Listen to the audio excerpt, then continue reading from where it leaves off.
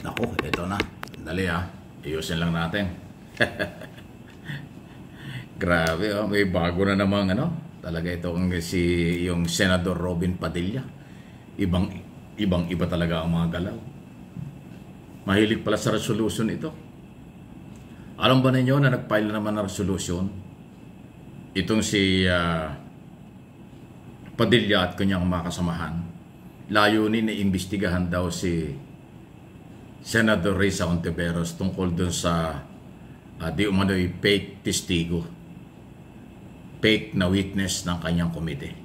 Ibig sabihin, naniwala sila doon kay alias Rene na bumaligtad matapos kanyang siraan si Kibuloy at mga Duterte sa unang mga hearing.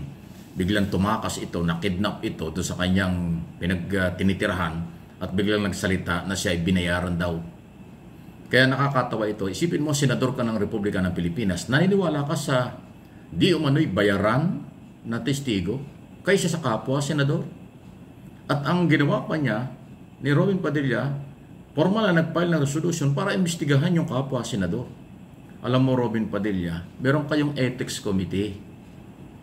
Kung meron kang pagdududa sa palagay mo yung umaabuso ang kapwa mo senador, doon ang usapan doon.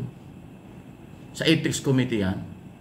Pero yung magpa-imbestiga ka dahil sa kasi yung ethics committee para madisiplina kung kailangan, mapangaralan, mapalalahanan o kung ano man pa ang pwedeng mangyari.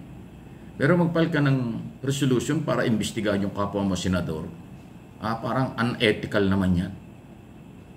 Dahil naniniwala ka doon sa alias Rene na dahilan kung bakit nakulong si Duterte, si Kibuloy. Dahil sinabi niya kung ano-ano laban kay Kibuloy. Kaya nakulong to sa crimes against humanity. At iba pa dahil may nagreklamong biktima umano. Yun Tapos pinaniniwalaan nyo ngayon. Ayan. Di ba? Ito si Robin Padilla, ito rin yung promotor ng resolution para pakawalan.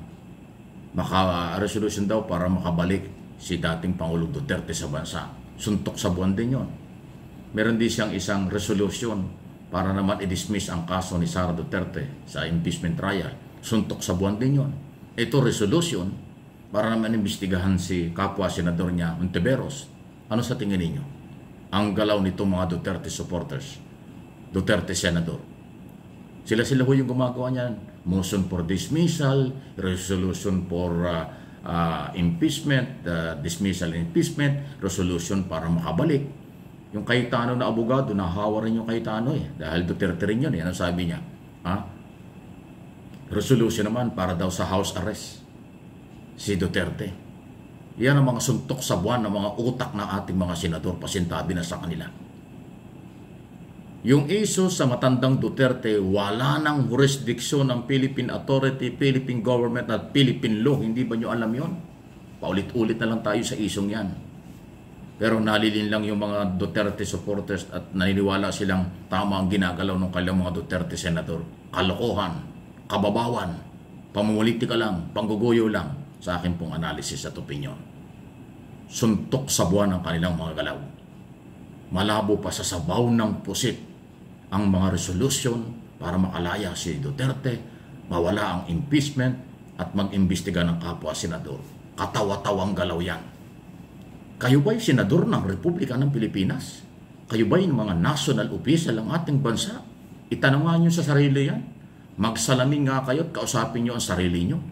Kung kayo ba'y matino pa, nasa katinuan pa, o ano bang inyong pagkatao meron ngayon? Diba? Swelduhan kayo ng taong bayan, pero iisa ang inyong mga ginagawang pinagkakabalahan. Puro Duterte, tumulong kayo sa bayan. May problema ang mga Duterte sa batas, national at international. Dapat managot sila. Hindi pa naman sila guilty. Pananagutin pa lang. Bibigay sa kailang pagkakataon. Ipagtanggol lang kailang sarili. Yan ang rule of law. Yan ang due process. Bakit nyo pinipigilan? Dahil sarado ang isip nyo. Akala nyo hinaharas. Pag kinakasuhan ng kapartido nyo at kaalyado nyo, harassment na. Bakit ang batas ba mamimili? No one is above the law. Ignorance of the law excuses no one. Yan ang totoo. Kung hindi nyo alam, kawawa ang mamamayang Pilipino talaga sa inyo. Okay? Sunod na ating pag-usapan. Ano naman ito? Tanim ebidensya. Doon daw sa missing sa Bungero tribal o paghahanap ng mga labi na itinapon sa Taal Lake. Bakit? Bakit na sinabing tanim ebidensya? Oo, nalaman na yan palang ibig sabihin noon. Dahil bakit daw sa tagal lang na itapon, 2021 pa, yung sako-sakong mga di umano'y biktima ng sabong o sabongero, bakit daw mga bagong sako nakikita? Naipaliwanag natin yan sa isang video natin kasi mayroong mga ganong sasabing, planted dyan, tanim ebidensya yan, kasi bakit bago ang sako? Matapos iangat ng mga diver ng mga Coast Guard. Babaw naman ang kaligayahan nyo. Kaya bago yon kasi inilipat na. Dahil yung sakong nandun sa ilalim, pag binuhat mo, sira-sira na yun. 3 taon, 4 na taon daw nakababad sa tubig. Natural, pag hinatak mo yung sako, sira. O maiiwan yung laman. Kaya bago yung sakong lumalabas, pag angat ng sasakyan ng Coast Guard, kasi naisali na yun. Doon sa ilalim pa lang, isinasali na. Dahil maghihiwa-hiwala yung laman nun pag binuhat mo yung lumang sakong nakababad sa putik at tubig. Tapos ngayon sasabihin nyo, tanim ebidensya. Ang babaw talaga nyo. Wala kayong awa talaga sa mga mahihirap. Wala kayong awa sa mga naghahanap ng katarungan. Daan bilang. Kung 100 yung nawalan sa Bungero, times 3, times 5 mo, di ba? Nasa 500, 300 pamilya yung nagluluksa dyan. Tapos sasabihin nyo na ngayon nagkakaroon ng pagkakataong magkaroon sila ng pag-asa para mabigyan ng hustisya. Sasabihin nyo, tanim ebidensya pa. Anong klase mga tao kayo? Ay nako, kawawa ang mga taong pinapaniwala nyo. Kawawa ang mga taong naniniwala sa inyo. Mahirap na nga ang buhay nila, pinapaniwala nyo. Pinapaniwala pa nyo. Mahirap na nga ang buhay nila, ginagamit pa ninyo. Diba?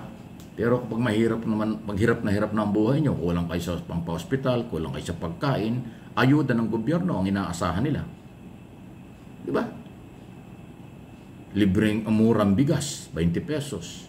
Ayuda kaliwat kanan ng gobyerno. Ang nakikinabang dyan, mga DDS na mga mahirap na Pilipinong ginagamit ng kanilang mga kasamahan, nililin lang sa mga fake news, maling balita, panggagamit ng maling impormasyon para sirain, wasakin ang gobyernong ito. Iisa lang naman ang dahilan. Gusto nilang magalit ang mamamayan sa ating kasalukuyang pamahalaan para pag bumagsak ang Marcos administration, ang kanilang ipapalit ay si Sara Duterte. At gusto niyang ibalik ang kapangyarihan at salapi sa mga Duterte. Yun lang ang layo nila. Bakit kayo naniniwala doon? Wala naman silang ibang layo din Kung hindi pa bagsakin ng gobyernong ito at iupo nila ang mga Duterte at yung may mga kaso kaalyado ni Duterte ay makawala. Yung mga nagtatagong kaalyado ni Duterte ay makauwi ng bansa pag ang Marcos ay bumagsak at Duterte ang nakaupo. Yun lang ang layo nila. Bet naman kayo papayag doon? Ay illegal yun. Paano naman kayo papayag doon? Pang-aagaw yun. Ay naku talaga. Please like and share, subscribe and follow.